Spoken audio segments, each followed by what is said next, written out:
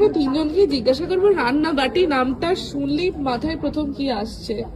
রান্নাবাটি রান্নাবাটি সিনেমাটা বাদে অন্য আর কিছু কি মাথায় আসে? রান্নাবাটি রান্নাবাটি কোথায় মাথায় ও আসছে? বলেছে খেলার রান্নাবাটি। হ্যাঁ আচ্ছা খেলার রান্নাবাটি, হ্যাঁ তো রান্নাবাটি তো খেলা। মেলাতে বিক্রি হতো এরকম সেই অ্যালুমিনিয়ামের কিংবা প্লাস্টিকের ছোট ছোট। প্লাস্টিকের গোলাপি গোলাপি রঙের। হ্যাঁ, আমাদের অ্যালুমিনিয়ামেরও ছিল একটা তোর ওই ছোট ছোট অ্যালুমিনিয়াম আর হাঁড়ি। মাটিরও পাওয়া যেত, পুরীর হতো গুলো কালো কালো।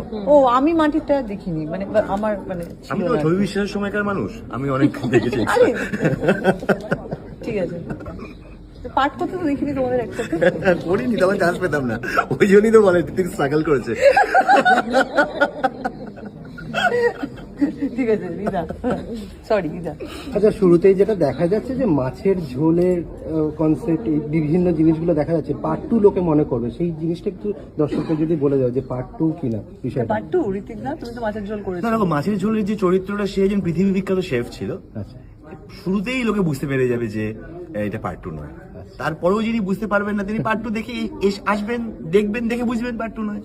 কাজেই আলাদা করে আর কি বলবো। কিন্তু প্রতিমদা যেটা বলছিল যে হ্যাঁ, যেটা একই ইউনিভার্সের গল্প, এটা পরিচালক এক, ছবিতে রান্নার একটা ভীষণ ভূমিকা আছে।